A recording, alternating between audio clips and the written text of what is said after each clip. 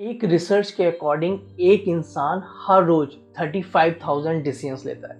इसमें ज़्यादातर जो डिसीजंस होते हैं वो छोटे मोटे होते हैं और कुछ ऐसे डिसीजंस होते हैं जो हमारी लाइफ को कम्प्लीटली चेंज कर सकते हैं, जैसे करियर से रिलेटेड डिसीजंस, या किस सिटी में हमें रहना है उससे रिलेटेड डिसीजंस, या मैरिज से रिलेटेड डिसीजंस, बिजनेस से रिलेटेड डिसीजंस और रिलेशनशिप से रिलेटेड डिसीजंस। और मजे की बात यह है कि ये जो डिसीजंस होते हैं इनके ऊपर हम बहुत ज़्यादा एनालिसिस करते हैं, बहुत ज़्यादा सोचते हैं और एंड में जो रिजल्ट होता है वो ये होता है कि हम डिसीजन ही नहीं ले पाते, हम एंड रिजल्ट तक ही नहीं पहुंच पाते। और इसी चीज़ को बोला गया है एनालिसिस पैरालिसिस। यानी कि इसका मतलब यह है कि आपने किसी चीज़ पर इतना एनालाइज किया कि अब माइंड फ्रीज हो गया, अब माइंड कुछ सोच ही नहीं रहा है, अब वो स्टक हो गया और उसने डिसीजन लेना बंद कर दिया।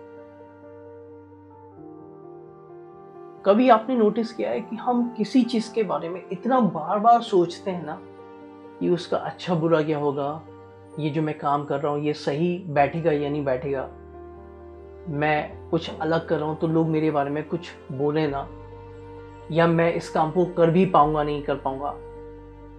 तो ये इतनी सारी जो चीज़ें होती है ना हमारे माइंड को एक वॉशिंग मशीन की तरह बना देती है। यानी कि आपने भी देखा होगा, जितना वो कपड़ा बाहर निकलने की कोशिश करता है ना, वॉशिंग मशीन उसको अंदर खींचने की कोशिश करती है जब वो घूमती है। उसी तरीके से जब हम इस जाल से बाहर निकलने की कोशिश करते हैं, ओवर थिंकिंग के जाल से, उतना हम और अंदर फंसते चले जाते हैं और हम कंफ्यूज होते चले जाते हैं और हमारे माइंड में नेगेटिव थॉट्स पैदा होते चले जाते हैं। और एक और स्टडी सामने आई कि जब ब्रेन का जब हम एक्सरे करते हैं और उसकी इमेजेस जब हम देखते हैं तो हमें साफ साफ ये भी दिखाई देता है कि हमारा जो प्रीफ्रंटल कॉर्टेक्स है, जो डिसीजन लेता है, जो चीज़ों को डिसाइड करता है और रिजल्ट तक पहुंचाता है, वो भी ओवर एक्टिव हो जाता है। यानी कि जितना हम ओवर थिंक करते हैं, हमारी जो थिंकिंग एरियाज है ब्रेन की वो ओवर एक्टिव होती है।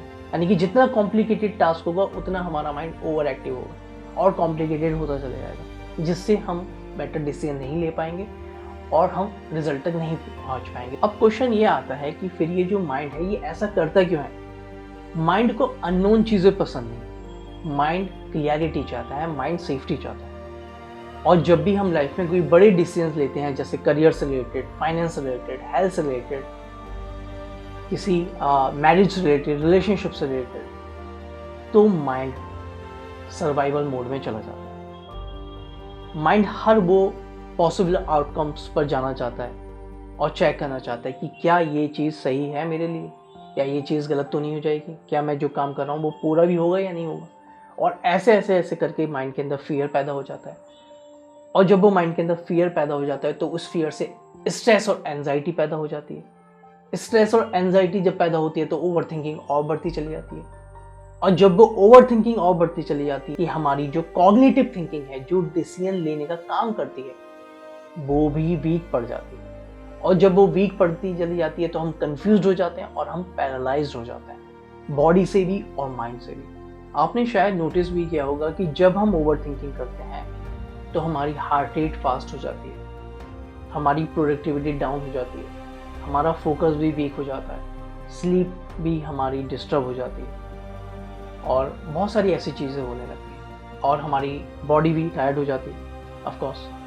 और हम कभी कभी ऐसा लगता है कि हम फिज़िकली तो ऐसा कोई काम भी नहीं करते, लेकिन फिर भी बॉडी इतना एग्जॉस्ट करने लगती है और हम थका थका सा फील करते हैं, क्योंकि बैकग्राउंड में माइंड पीछे ही पीछे चलता रहता है।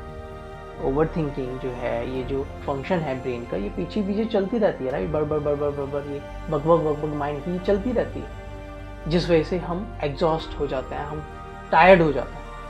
और फिर एक टाइम आता है कि हम फिर डिसीजन लेने से कतराते हैं, हम डिसीजन ही नहीं लेना चाहते, क्योंकि हमें लगता है कि यार अगर ज़्यादा डिसीजन लेंगे तो फालतू में मेंटल हेल्थ हमारी ख़राब होगी, ओवर थिंकिंग बढ़ेगी, इसलिए डिसीजन ही नहीं लेते। लेकिन सबसे बड़ी प्रॉब्लम है कि डिसीजन ना लेना भी एक बहुत बड़ी प्रॉब्लम है। अगर डिसीजन ना लोगे तो वो भी सही नहीं है। कुछ ना कुछ तो लेना है, कुछ ना कुछ तो एंड गोल तक पहुंचना है, कुछ ना कुछ तो रिजल्ट तक पहुंचना है।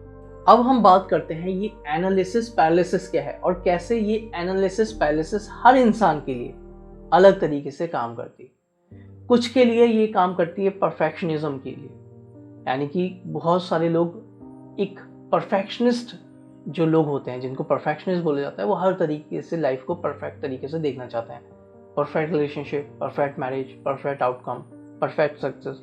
उनकी नज़र में हर चीज़ परफेक्ट होनी चाहिए। जरा सा भी अगर वो इधर उधर हुआ, झेल नहीं पाते और फिर इस वजह से वो और ओवर थिंक करते हैं और ओवर एनालाइज करते हैं, जिससे वो कहानी और ही बिगड़ती चली जाती है। दूसरा जो पॉइंट है वो है पीपल प्लीजिंग।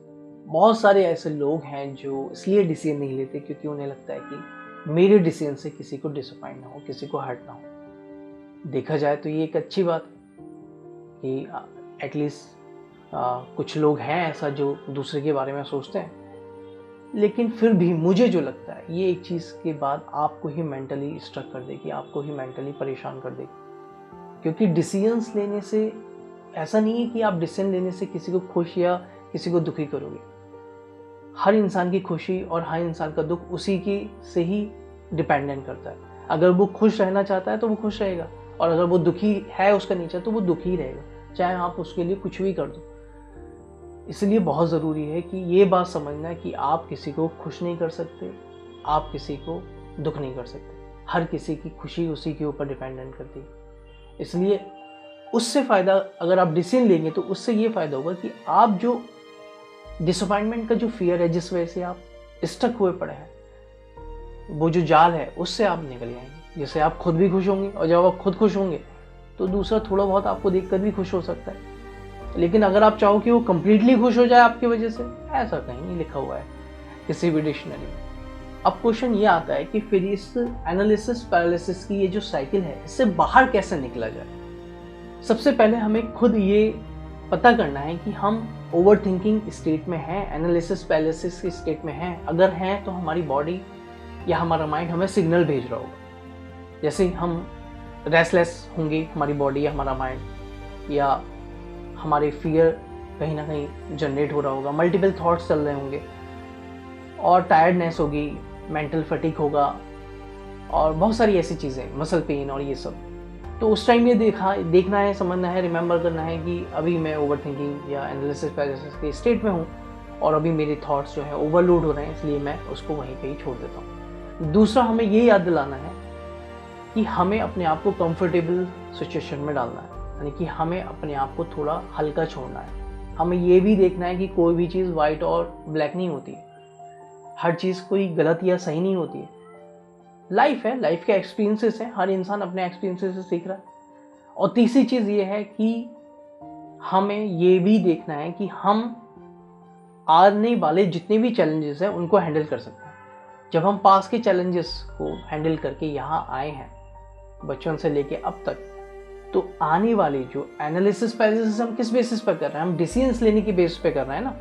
ओवर थिंकिंग जो हो रही है वो इसी से हो रही है कि आप डिसीजन तक नहीं पहुंच पा रहे हैं।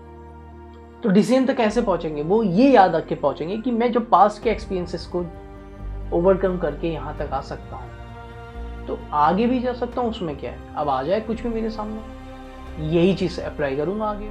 एक और बात, थोड़ा फ्यूचर फोरकास्टिंग करना कम करो। मतलब ओवर थिंकिंग जो है उसका मतलब क्या है, उसका मतलब ये है ना, फ्यूचर के बारे में हमेशा सोचते रहना, इमेजिन करते रहना, ये नहीं तो क्या, वो नहीं तो क्या। लेकिन लाइफ हमारे कंट्रोल में है नहीं है, अनप्रेडिक्टेबल है। तो इसलिए हमें लाइफ को एक ही स्टेप में तोड़ने की ज़रूरत नहीं है, एक ही स्टेप में ख़त्म करने की ज़रूरत नहीं है। हमें छोटे छोटे स्टेप लेना है, एक स्टेप लेना है, बस नेक्स्ट स्टेप, बस नेक्स्ट स्टेप। जैसे हम ड्राइव कर रहे होते हैं, जब हम रोड पे होते हैं तो जितना जितना रास्ता हमें दिखता चला जाता है उतना उतना हम आगे बढ़ते चले जाते हैं। ऐसा नहीं है कि एक ही बार में पूरी रोड को नाप देते हैं। ये इसी तरीके से लाइफ है, जो जो चीज़ें सामने आती चली जाएंगी उसको करते चले जाएंगे। अब आगे तुम सोच रहे हो बहुत आगे का, तो वो तो भाई ओवर थिंकिंग होगी ना, बॉडी पैरालाइज होगी, माइंड पैरालाइज होगा। इसलिए अगर आप नेक्स्ट टाइम एनालिसिस पैरालिसिस की स्टेट में हैं तो उस टाइम ये मत मान लेना कि आप वीक हो या कमज़ोर हो या आप कुछ नहीं कर सकते। आपके उस टाइम जो थॉट्स हैं वो इतने तेज़ी से चल रहे हैं, इतनी ओवर थिंकिंग हो रही है कि आप समझ ही नहीं पा रहे हो कि आपके साथ हो क्या रहा है। ओवरलोडेड है माइंड, और जब माइंड ओवरलोडेड होता है तो आपको पता ही है क्या होता है।